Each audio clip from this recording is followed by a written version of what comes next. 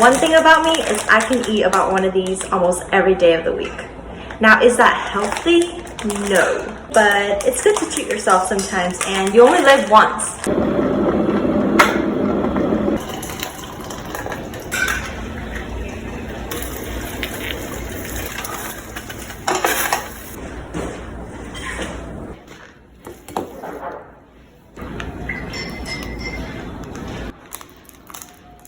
This looks even creamier than the carbonara.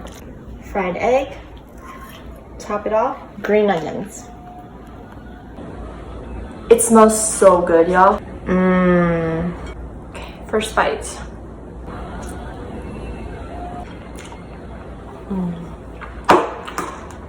I don't know if it's a bad thing that the spice isn't even hitting me anymore because I eat these so often. I don't think that's a good thing. I gotta go and finish this, you guys. I'll see you in the next video.